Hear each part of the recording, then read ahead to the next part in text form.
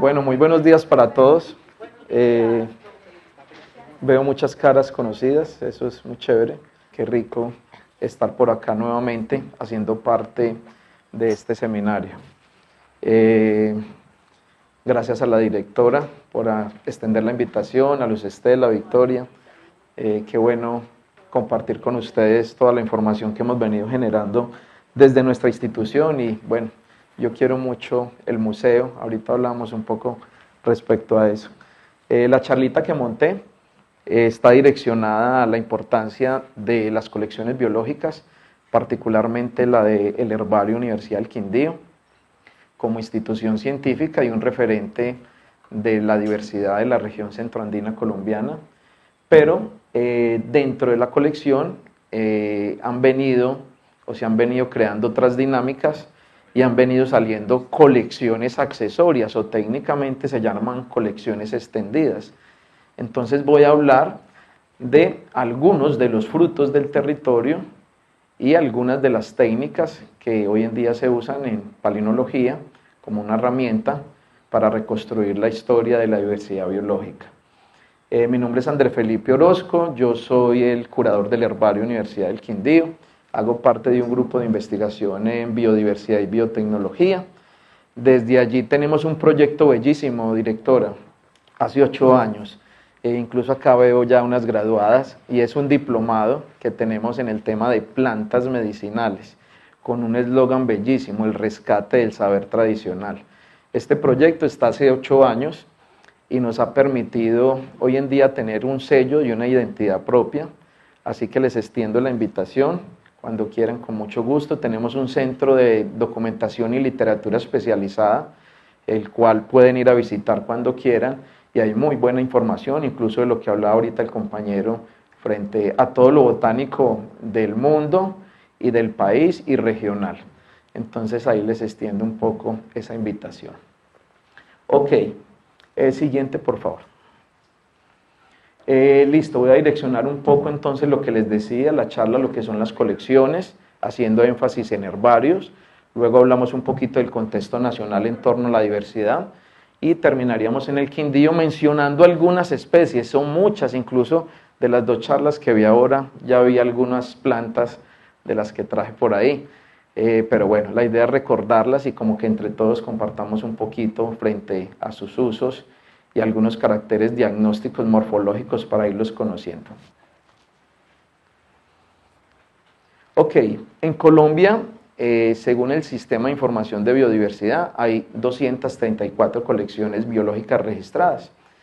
De estas colecciones hay de muchos énfasis, hay colecciones de tejidos, de sonidos, ornitológicas, palinológicas, están los herbarios, los jardines botánicos, y más o menos se albergan 6 millones de ejemplares.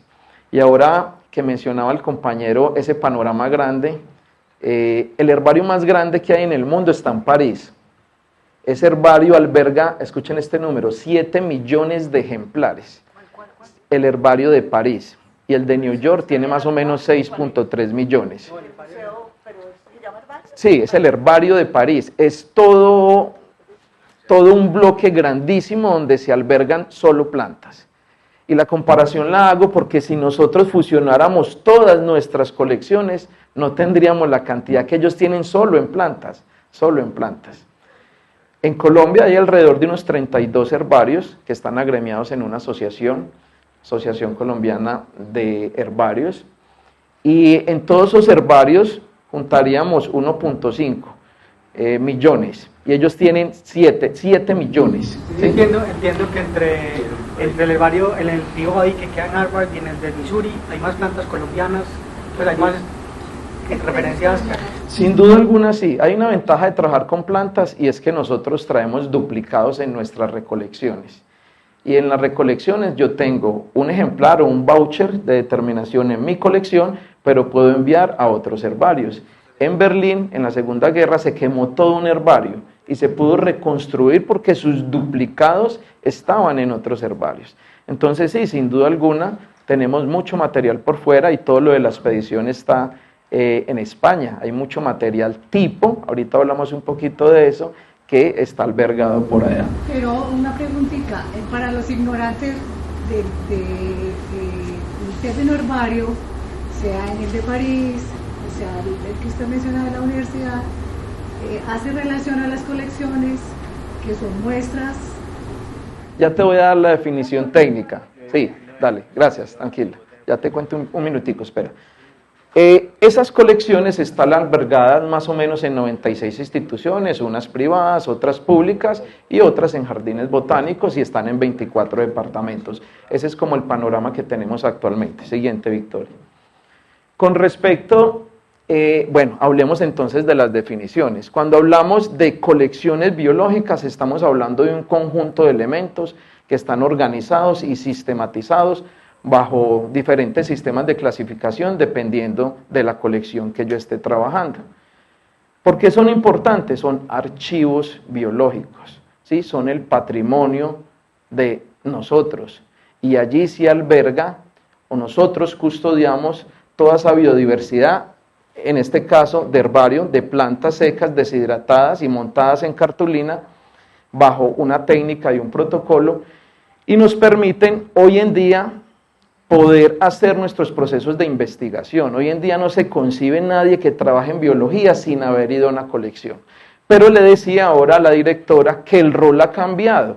Antes entrar a una colección o a un herbario solo lo hacía un investigador con una bata, sellaban la puerta y eso era una cosa horrible. Ya no, las colecciones son para docencia, son para extensión, incluso hoy, mañana o durante todo el semestre nosotros tenemos visitas de instituciones educativas y estamos sensibilizando a los niños, y con ellos les mostramos el porqué de las colecciones, que incluso la semana pasada un niño me decía, ¿vale la pena sacrificar una planta para tenerla montada en una cartulina? Yo me fui todo el día pensando en eso, y sí, uno tiene la justificación desde la investigación, pero yo decía, ¿será que vale la pena o no? Y todo el día me fui pensando, imaginando en eso, y los niños nos permiten precisamente eso, y es mostrarle a la gente que las colecciones son públicas, son vivas, y tienen otros roles actualmente. Ok, este es de Simus y Muñoz. Estas son algunas características de los tipos de museos, y quise mostrar esta diapositiva, porque para nosotros la información que hay en la etiqueta tiene un valor muy alto. Ellos hablan de museos de arte, museos de historia y colecciones biológicas. Nosotros, muestra que no tenga información no sirve ni es útil para nosotros. Hace poco me invitaron a revisar lo que hay de bambú y la guadua en Córdoba. Yo hago parte de la Asociación Colombiana de Herbarios y ellos quieren que esa colección quede inmersa ahí. Yo diría que es una colección bellísima. Están las colecciones más importantes del mundo, diría yo, de la doctora Jimena Londoño. Y hay un protocolo que nosotros manejamos para validar si ingresa o no a una colección, a una asociación. Y cuando voy y miro, la mitad de esa colección no tiene datos. Entonces, ¿qué hay? No hay nada. Entonces, hoy en día la recolección debe ir acompañada. Yo ya no recibo una planta si no tiene georreferenciación. El punto exacto para yo poder volver y poder ir y reconstruir la historia de esa planta. Esa es la cédula de cada uno. Es la cédula de cada uno. Entonces, en nuestras etiquetas es fundamental que vaya la georreferenciación, el lugar de colecta, quién la recolectó, la fecha, características que son particulares de ese momento, que yo las puedo tener en una libreta de campo aparte. Y si yo quiero profundizar en el tema, le escribo a la persona que describe ahí, si tiene más datos en términos ecológicos, por ejemplo, porque no me va a caber toda la información en una etiqueta, porque simplemente es una diagnosis. Entonces, el valor de las etiquetas para nosotros es supremamente importante. Sigamos, por favor. Ok, este año nuestro herbario, del cual les voy a hablar, está cumpliendo en este mes 38 años de vida institucional. Y durante este tiempo hemos venido aportando al conocimiento, al uso y al valor de la diversidad biológica de la región centroandina. Es un herbario reconocido a nivel internacional. Hacemos parte de algo que se llama el Índice Herbarium, que es donde están todos los herbarios del mundo, y nuestro acrónimo o nuestra sigla es HUQ, así nos encuentran.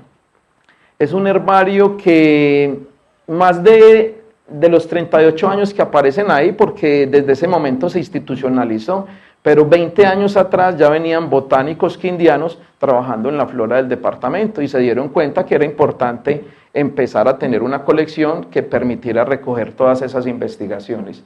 Actualmente hacemos parte del Registro Nacional de Colecciones, eso tiene un código de una agremación y ahí cada 2 años hay que estar actualizando la información. Hola. Sonido. Hola. La batería, ¿cierto?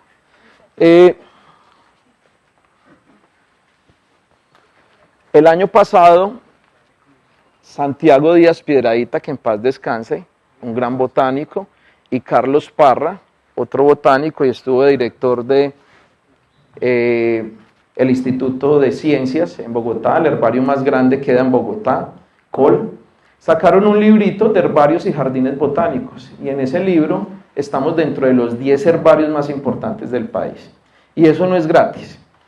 A pesar de que el departamento es pequeño y tenemos un buen número de colecciones, lo importante es la curaduría.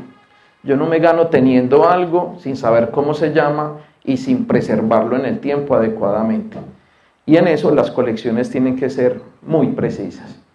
Entonces, este herbario ha sido el soporte hoy en día de procesos académicos a nivel de formación, de pregrado, de posgrado, de diplomados, de semilleros y un poco de figuras que aparecen alrededor de nuestra colección. Siguiente, por favor. Perdón, ¿y el libro lo están vendiendo? El libro no, lo sacaron unas ediciones y lo regalan. Casi siempre los libros que sacamos nosotros los regalamos. Incluso le estaba diciendo a Victoria, ayer ganamos un premio con un proyecto, directora, que socializamos a casi 8 días, se llama Zonas de Vida, es un proyecto de monitoreo de la biodiversidad del Quindío, se reportan nuevas especies para el departamento, y sacamos un libro del cual voy a dejar unos ejemplares acá en el museo. Y en 15 días me entregan un libro que saqué de árboles, arbustos y palmas de Armenia, de la zona, de todos los parques de Armenia. Y también va a salir un librito, una guía ilustrada de aves. Esos documentos los vamos a dejar acá, del departamento. Pero no son para la venta, siempre los sacamos para... ¿Está en la página? Sí, está en la página, sí. Siguiente, por favor. Ok, con respecto a nuestra representatividad taxonómica, ¿qué tenemos en un herbario? En un herbario tenemos plantas que tienen todo un proceso. Las recolectamos, tienen un proceso de deshidratado dependiendo de la especie, si la especie es carnosa, si es membranácea, dependiendo de la flor, del fruto, y cada una tiene un protocolo. Se almacenan técnicamente, hoy en día las estamos sistematizando, tenemos ya una base de datos en un software que se llama Specify, ahí migramos la información porque la idea es tenerla al público, o ese ha sido mi reto, en 2 o 3 años, desde la casa, yo poder consultar el herbario de la Universidad del Quindío.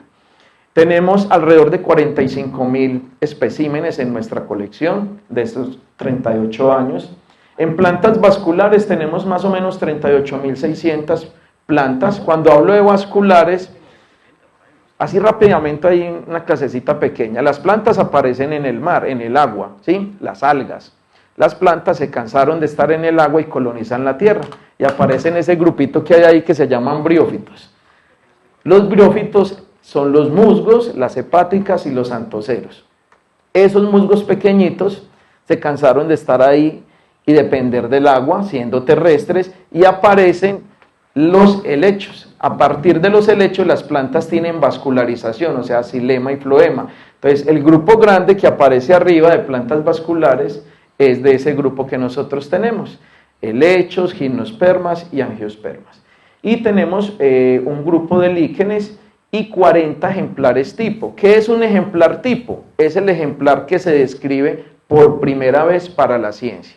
Y una colección, entre más ejemplares tipos tenga, es más importante.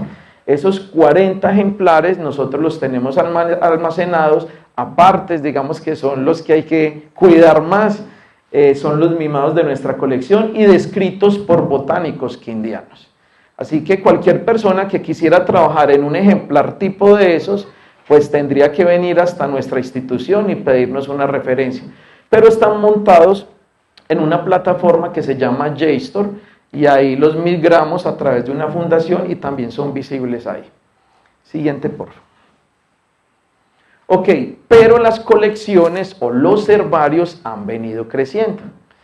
Y en esa dinámica tenemos colecciones accesorias hasta hace poco, y en un taller que estuve hace poco quedaron con el término de extendidas. Y tenemos, por ejemplo, una siloteca. Silos de madera, una colección de madera, tenemos más o menos 100 ejemplares.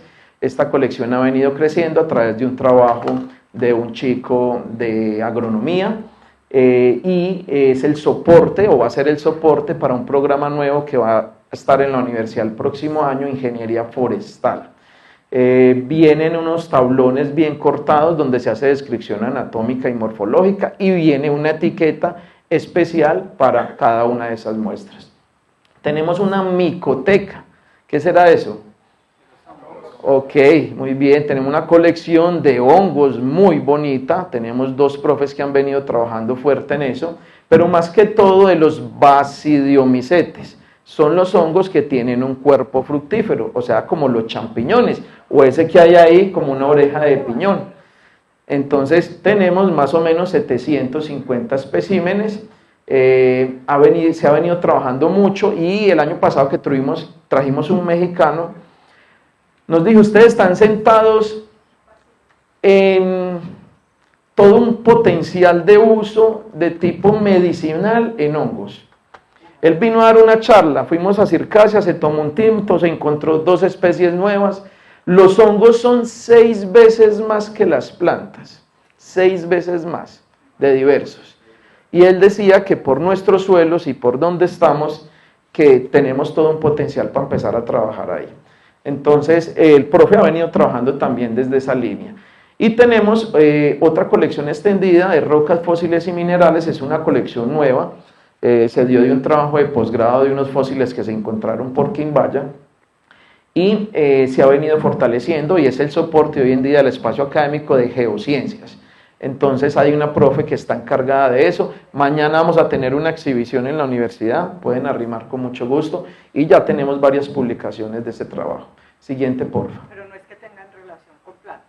No, sí, sin duda alguna sí. Hay unos fósiles donde están, digamos que plasmados, una huella digital de una planta, y yo a través de una técnica de arquitectura foliar, yo puedo mirar la nerviación que tiene ella y aplico un protocolo y me puede decir en ese momento qué planta es, y yo podría reconstruir un poco como la vegetación que habitaba allí. Y ahí también pueden haber muchos granos de polen que nos direccionan a esto, ¿sí? Las estructuras florales, digamos, y los frutos como tal, yo diría que son las manifestaciones más bellas que hay en la naturaleza, y es donde la planta hace el mayor esfuerzo, producir flores y producir frutos, pensando en una descendencia. Entonces, hoy en día tenemos una colección extendida que se llama Palinoteca, y nos permite conocer las plantas que han sido consumidas por nuestros antepasados. Y eso lo sacamos de estructuras reproductivas de las anteras donde vienen las flores. Cogemos o esporas o granos de polen a través de una técnica de acetólisis, se hacen unos montajes en plantas, en unos extendidos de placas de vidrio, y tienen una técnica para conservarlo y se dejan como colección. Siguiente, Victoria, por favor. Ok, entonces yo venía a hablarles un poquito de 2 colecciones que para nosotros son importantes. Bueno, la de la mitad también la tenemos, es una antoteca, antos de flor, colección de flores en líquido, se pueden perpetuar en el tiempo y a nosotros nos permiten hacer estudios de morfometría floral. Pero las 2 que les voy a contar son la carpoteca y la palinoteca. La carpoteca, carpos de frutos y semilla, es una colección de estas estructuras. La mayoría de frutos que tenemos son frutos secos dehiscentes.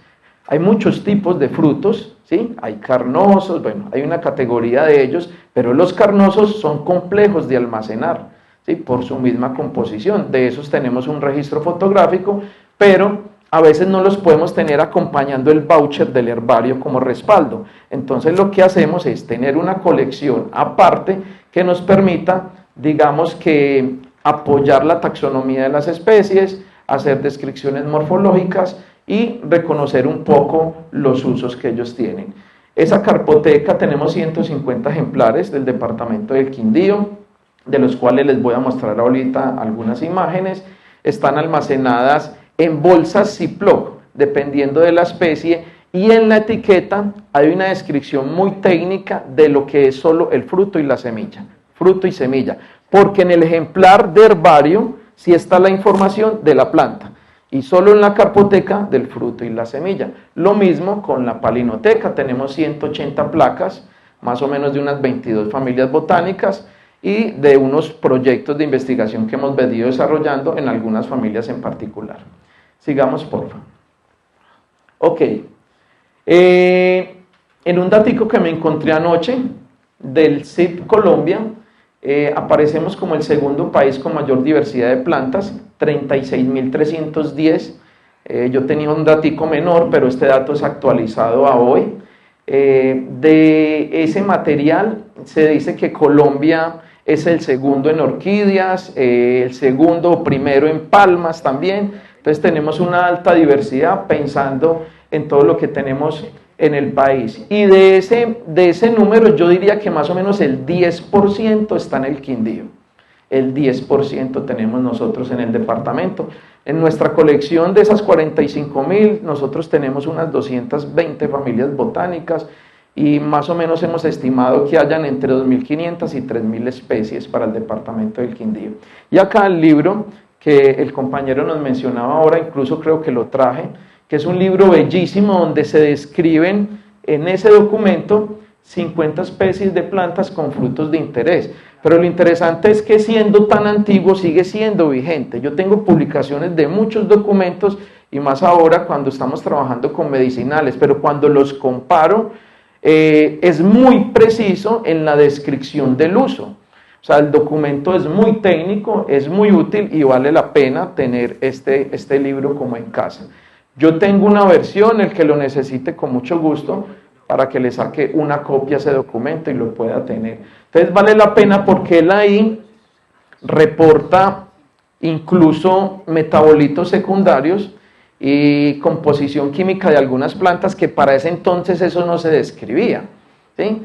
Y es muy acertado cuando hoy en día uno mira ya con los estudios del INVIMA y de las plantas que están aprobadas para Colombia por el Vademecum y coincide el uso, ¿sí?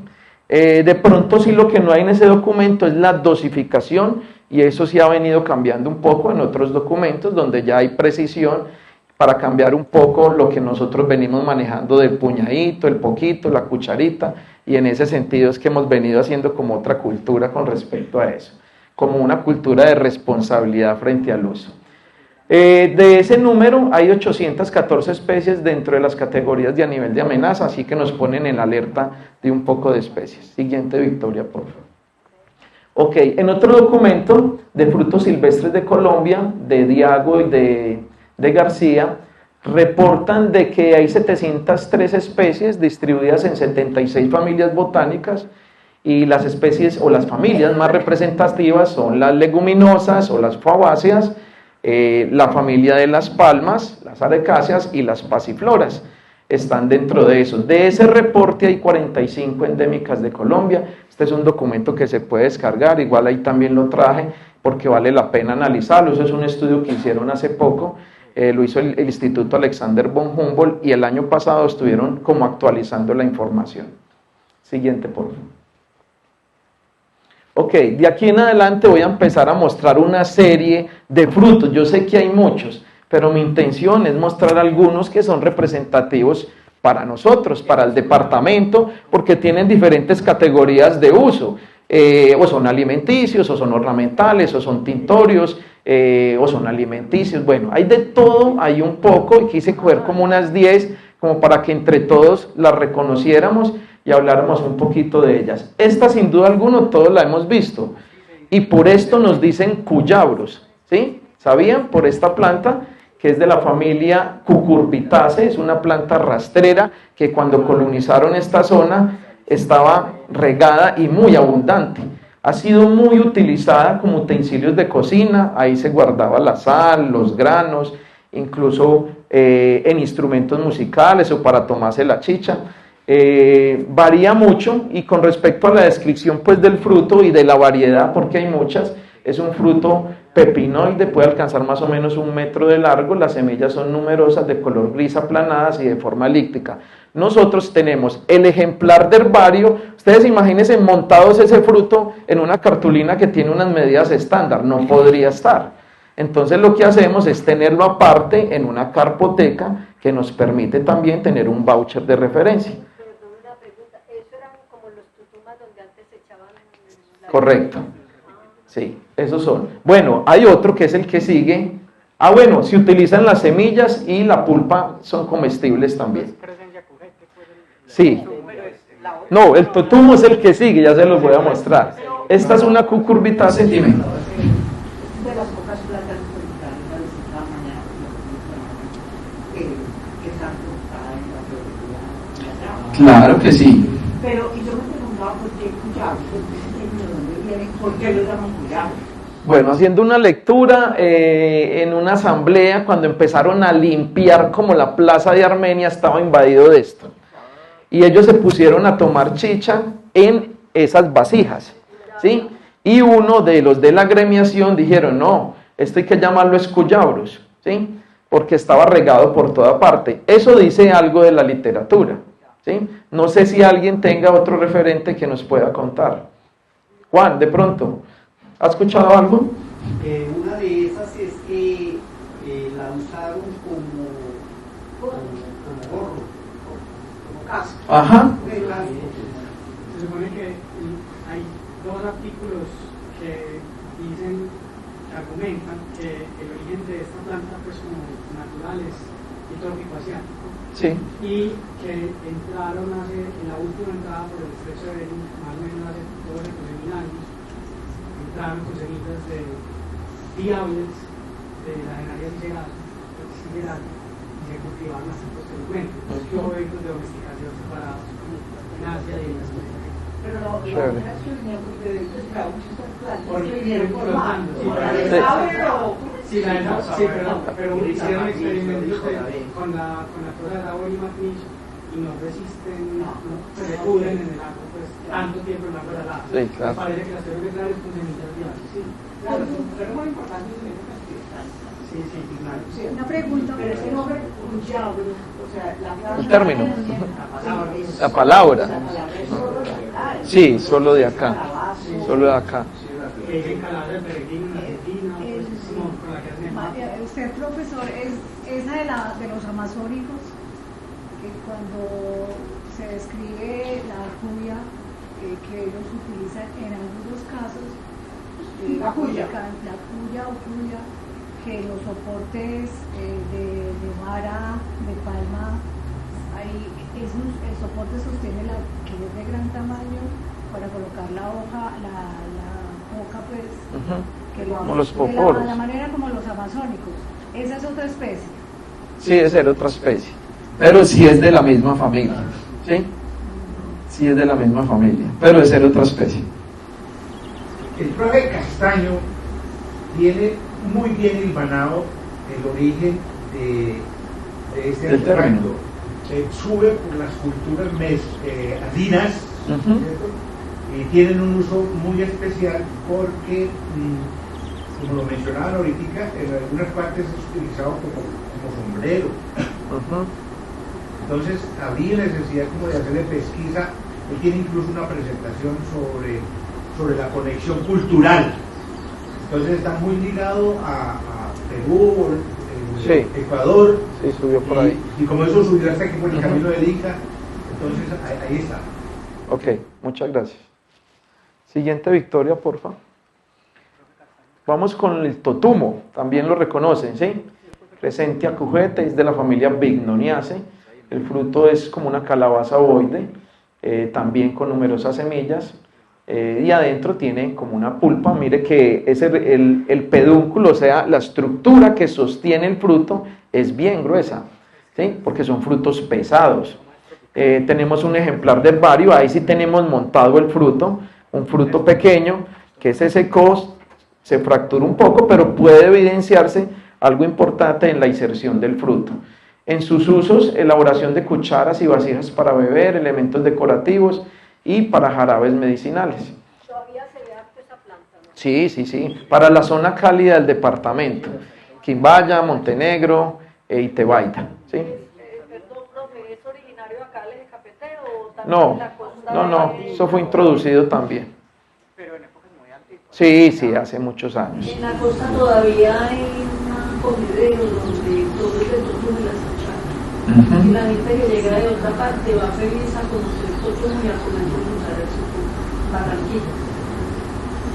En un trabajo que se hizo hace poco en la universidad, parece que la sarcotesta, o sea, lo que cubre las semillas, tiene niveles proteínicos altos y sirve como para el ácido úrico. Este árbol es bellísimo, a mí me encanta. Devuélvalo. ¿Cómo? Tiene ovoide, pero hay Sí, es ovoide, es ovoide. pero hay redondas, o sea, como globulares, redondas. Ah, más ovoides. Sí, porque hay un poco de variedades. Sí, claro que sí. Para nosotros es muy importante y por eso chévere que retomes esa pregunta, porque la taxonomía es sin duda alguna la clave del éxito cuando yo voy a averiguar una planta. Y nos ocurre mucho con las medicinales. Cuando yo voy a un sitio de expendio a comprar una planta, usted no está seguro de lo que le están vendiendo. Por ejemplo, usted va y pide una albahaca. Hay 21 morfotipos de albahaca. Canela, virgen perfumada, negra, todo. ¿Cuál es la que usted necesita? Él sabe, el que le está vendiendo sabe. Y cada planta en una hoja puede tener más de 2000 metabolitos secundarios. Y estamos hablando de la salud. Pero si yo sé con precisión la taxonomía de la planta, eso es distinto. Y eso es lo que estamos cambiando a través de ese ejercicio del diplomado. Dejar un poco, no el término de yerbaterías, pero sí de boutique, que a uno le agrada ir a un sitio de esos y no ver el gato montado encima de las plantas. Es que son las que yo voy a consumir, ¿sí? Con controles fitosanitarios que no son los adecuados. Hay varias personas en el Quindío que ya le han dado la vuelta a eso y se han disparado totalmente. Entonces, si queremos posicionarnos en Colombia con el tema, por ejemplo, en particular de plantas medicinales, tenemos que potenciarlas a ese nivel. Y en eso yo saco la cara mucho por el comité de cafeteros y siempre el ejemplo es ese. Hoy en día nos tomamos un café hasta con la cara de uno ahí, tecnificado, ahí reinado el café, ahí de todo. ¿Por qué no posicionar las plantas medicinales que son de esta zona, que tienen los suelos más ricos para tener los cultivos a ese nivel? Entonces hemos venido fortaleciendo el clúster y la cadena productiva a ver si en el año o en el tiempo podemos sacar algo bien interesante. Entonces, lo mismo con esto, debemos tener una taxonomía clara. Cuando yo tenga una planta en mi mano, yo debo saber cómo se llama. Porque a la fija yo puedo ir y buscar ya en un libro o por internet y la información va a ser la apropiada. Entonces nosotros hemos venido comprando literatura especializada que haga referencia a todo lo que hacemos. Siguiente, este árbol es bellísimo, quedan más o menos, en un último estudio que hicimos, 20 individuos en todo el Quindío. O sea, las poblaciones se disminuyeron, Himenea curvaril, algarrobo, son árboles forestales, grandes, pero esos frutos son muy fuertes cuando caen, son pétreos, duros, rígidos, toca romperlos con martillo. En cada fruto viene aproximadamente 3 semillas, pero el fruto lo recubre una sarcotesta. Esa sarcotesta o esa harina, hoy en día la comercializan en Cali porque tienen altos niveles de proteína y la preparan en jugos. Es una harina, no sé si tenga ahí, no tengo la fotico, esos son frutos, semillas, montaje de herbario. También las hojas en infusión son usadas para controlar la glucosa en el cuerpo.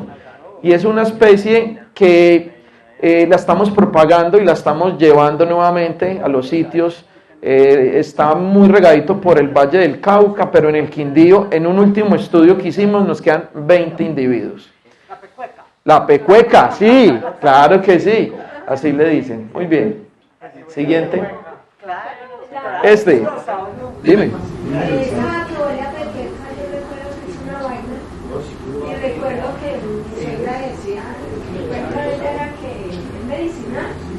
para la diarrea.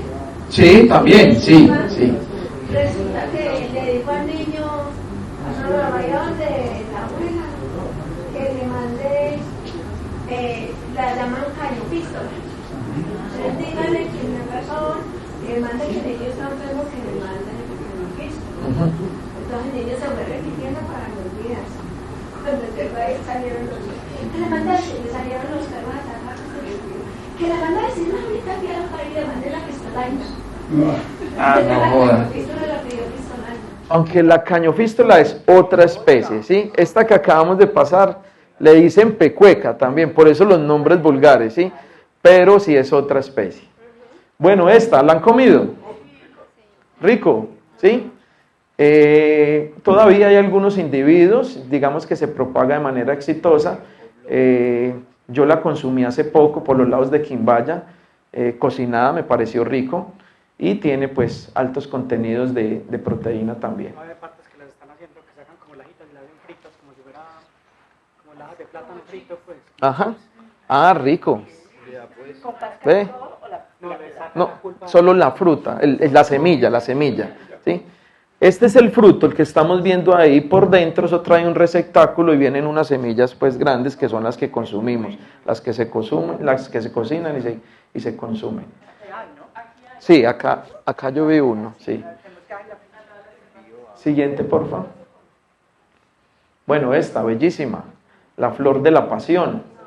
Pasifloras, muchas variedades. Hoy en día medicinalmente se vienen utilizando para control de la ansiedad, para afecciones como colesterol. Es un fruto de una baya con muchas semillas y en cada semilla está cubierta por algo mucilaginoso, que es lo que nosotros consumimos. Sí, lo conozco.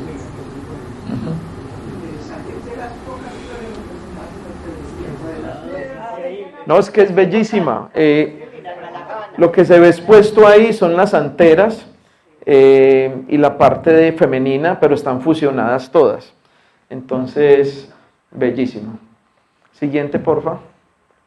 Bueno, esta la mostraron ahora, ¿cierto? Este es un fruto dehiscente, es un fruto que abre de manera longitudinal y por dentro tiene las semillas, ahorita hablamos un poquito de ellas, como tintura de prendas, en decoración, en condimentos, y yo la he usado, ¿sabe para qué? Cuando hay infecciones de amígdalas, achote con anamú y con otra planta, y hace unos gárgaras y de una se las quita. Es súper buena para hacer gárgaras, las semillas. ¿Sí? Ah, repelente. Ok. Listo, entonces este es el fruto, yo creo que este lo hemos visto todos. Siguiente, porfa. Este también lo hemos consumido, por supuesto. Erythrina dulis, una fabácea, semillas comestibles, las hojas y las ramas jóvenes son forraje de gran contenido proteico y es una vaina larga, es típico de una leguminosa, con su inserción, tiene un receptáculo en la mitad por donde abre y más o menos dicen de que 8 vainas pueden pesar aproximadamente 1 kilo. Siguiente. Bueno, guayaba, Psidium guajava, comestible, bebidas, infusiones, las hojas son empleadas como antidiarreico y desinflamatorio. Siguiente, el guamo, ¿sí? Hay muchas variedades, en la fotico del lado de allá se ve la que consumíamos mucho, creo que aquí vi una entrando, ¿sí? Eso, esas son las semillas y lo que la recubre total es una sarcostesta blanca que es la que consumimos. También esas semillas se utilizan en artesanías. Los aretes, sí, claro que sí. Sí. Pomarrosa, hace días no veo unos, yo no sé, ya los veo muy escasos. ¿Hay acá? ¿Sí? ¿Ah, en la calle? Ok, este es un fruto de bayas más o menos grandes. Ahí tenemos una exposición de la flor que también es típica de la familia Myrtaceae y bellísima, todos esos estambres fusionaditos. frutos y flores comestibles. ¿Las flores También. ¿Sí? Ujú. Incluso son en infusión. Siguiente. ¿Qué efecto hace? Como que ayudan a tranquilizar. Sí. Esta, bueno, hay muchas variedades, elaboración de comidas y bebidas tradicionales, pero sin duda alguna han estado presentes por todo el departamento. Familia Poace. Siguiente. Bueno, dime. En el caso de Tunjo, lo que almacenan en el barrio son... Devuélvala, por favor. Ok, buena pregunta. Hay dos cosas. El fruto técnicamente se llama cariópside, como un arrocito pequeño, ¿sí?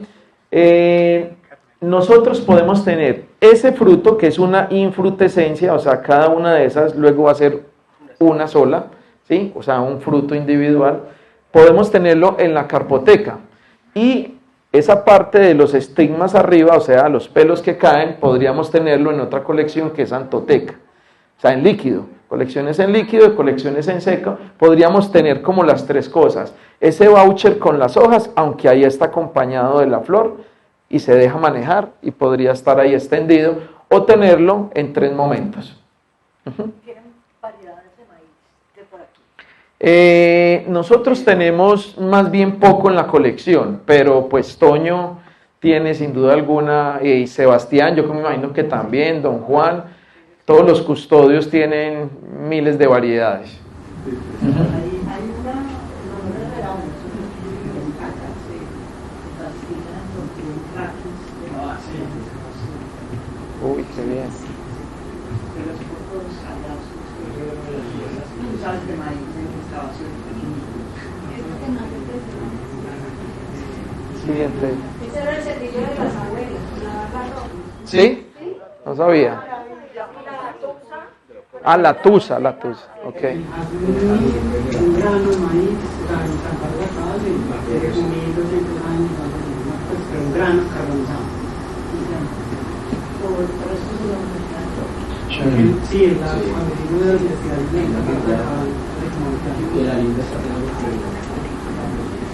Bueno, nuestro café, familia Rubiace, fruto es una drupa.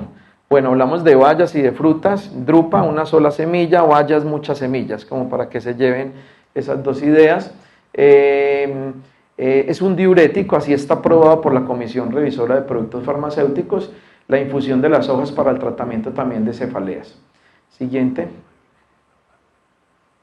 El ají, hay muchas variedades, familia Solanaceae, ese capsicum casi siempre es fácil de identificar, un fruto rojo, más o menos elipsoide, las semillas son cremosas amarillentas, la decocción de las hojas se emplea para tratar la presión arterial y los problemas respiratorios. Nosotros estamos cultivando uno que también es México y son tortillas.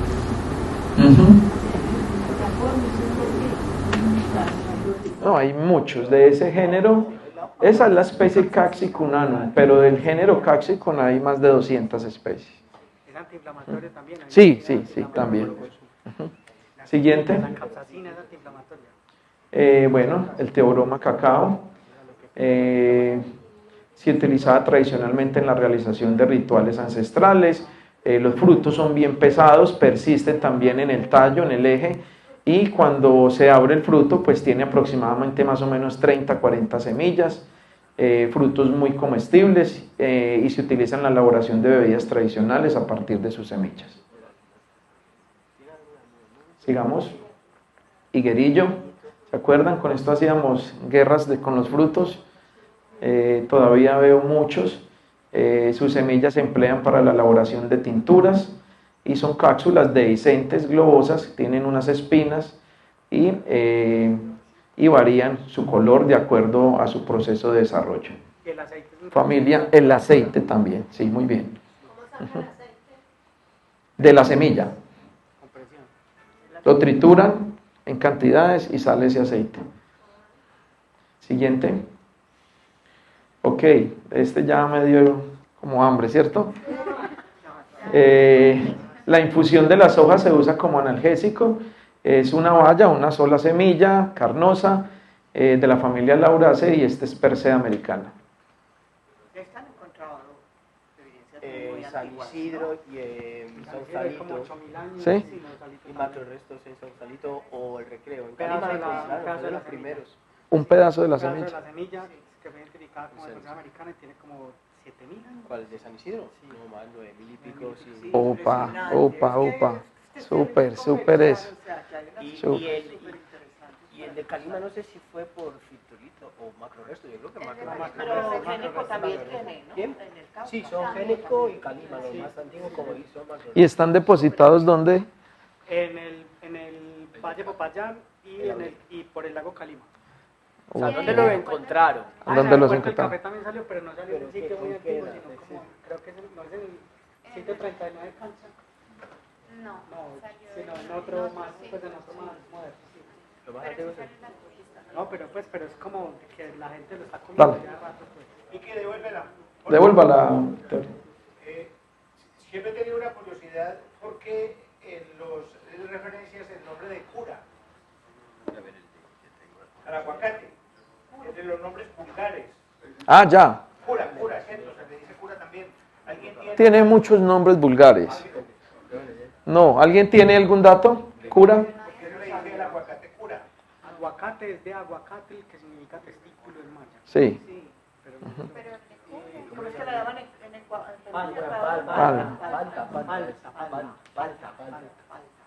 Bueno, nos deja de tarea.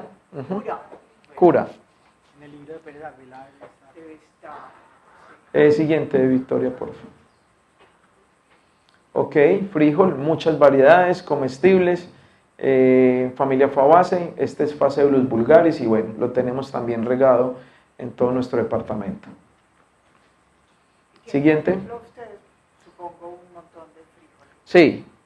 Sí, tenemos. Nosotros tenemos en la universidad un banco de semillas que es aparte del herbario, pero que tiene otra finalidad, pensando en seguridad alimentaria a largo plazo, pero nosotros hacemos énfasis también en forestales.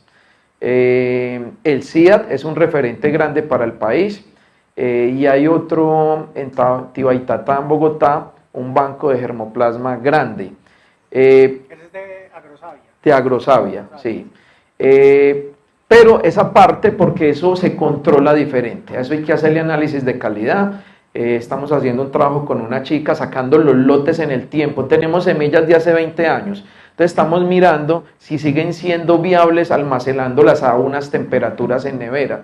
Y a eso se le hace, por ejemplo, el embrión se saca de la semilla y con una técnica de tinción, con un producto que se llama tetrazolio, si el embrión marca totalmente más del 80% tiñéndose es porque la semilla está viable. Y uno puede hacer el ejercicio de germinación desde el laboratorio y de contenido de humedad. Cuando hablamos de semillas hablamos de 3 tipos: ortodoxas, recalcitrantes e intermedias. Entonces, a muchos de nosotros que nos gustan las plantas somos felices llevando semillas para la casa. Ah, se me dañó, se me pudrió, me germinó. Es porque dependiendo de la semilla, así mismo yo debo hacer el almacenamiento. Entonces hay semillas que nosotros manejamos a -20, a -5, a 8, pero hay que conservarlas. Mi recomendación es en frascos de vidrios transparentes, cierre hermético, y ir marcando el lote de donde la trajo. Y me van a durar por mucho tiempo. Y yo puedo estar sacando ese material, ahí estoy haciendo una conservación pensando a largo plazo. Y lo que nosotros tenemos almacenado son más o menos unas 20, 25 especies amenazadas forestales del Quindío. Ejemplo, el Magnolia hernandez, ¿sí? La palma de cera. Y muchos de esos cedros que tenemos y muchas especies las tenemos es en neveras, pero eso es aparte de la colección del herbario. Y tiene otros protocolos de manejo. Pero la mejor.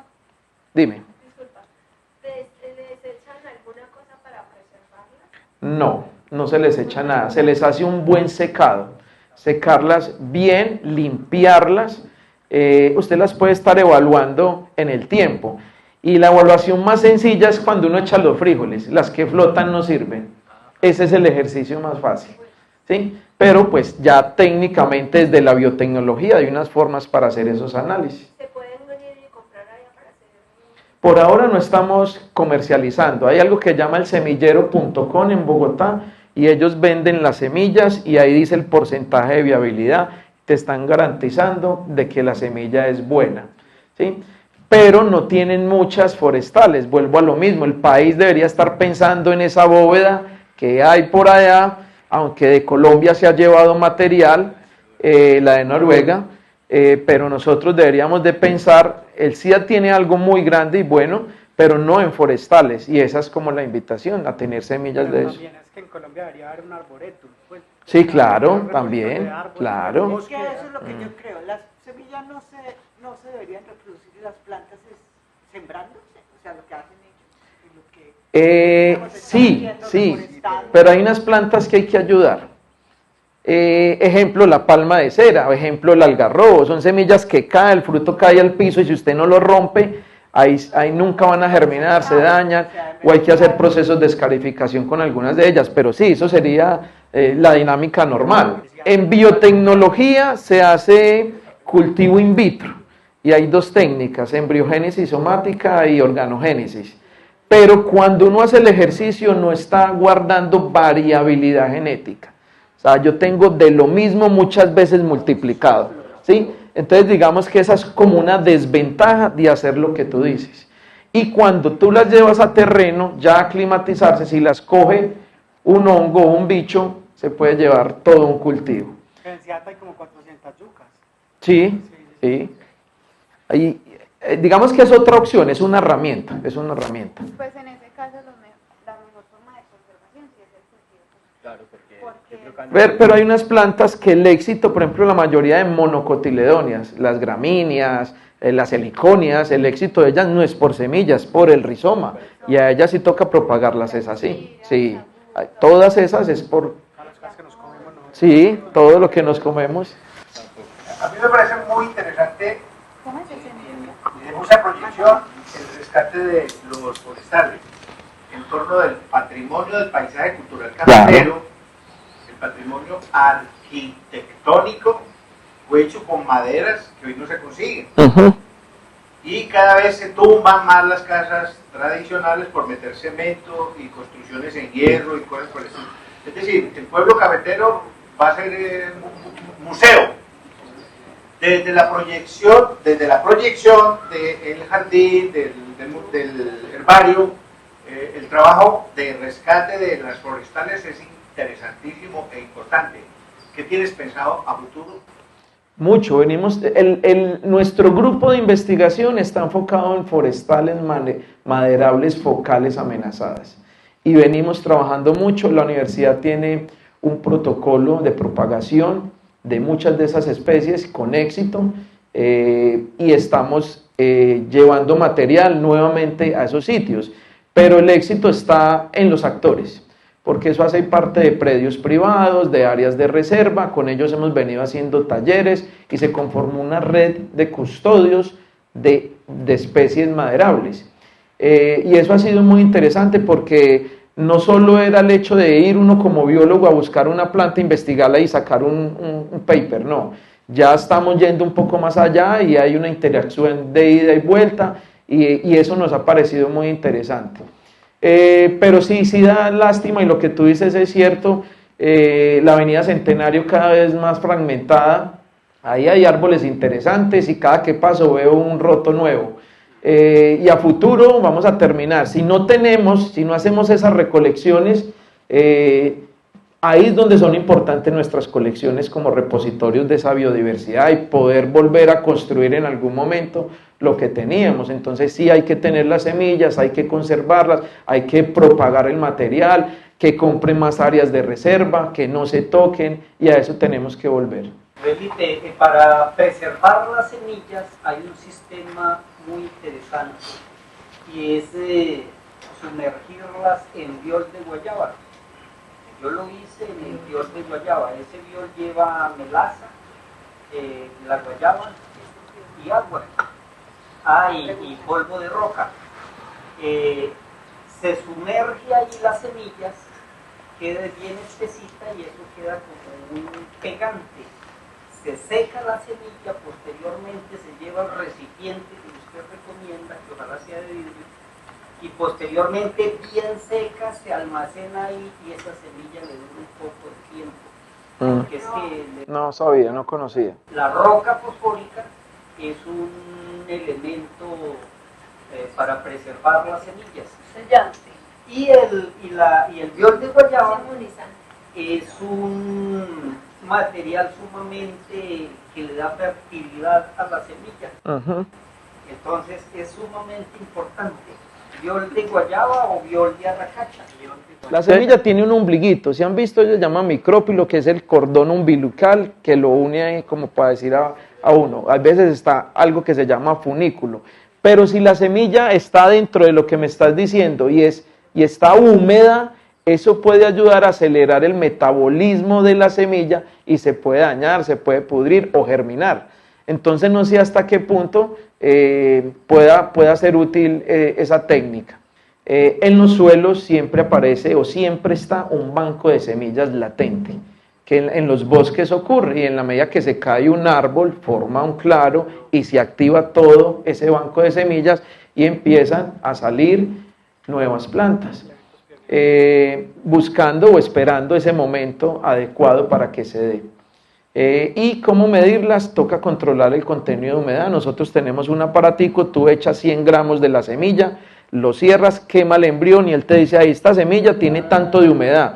Entonces, de acuerdo a la literatura, esa semilla es de tipo tal y se debe almacenar así. ¿Sí? Esa es una opción. No, el mensaje es seguir conservando nuestra biodiversidad. La colección en los museos son los fortines para hacerlo. Tenemos que seguirlos cuidando, tenemos que seguir haciendo este tipo de actividades. Traer los niños me parece muy interesante también. Ahí está el legado con ellos. Las puertas están abiertas del herbario, de lo que necesiten. Hay mucha información para compartir y esa es como la intención. Así que muchas gracias.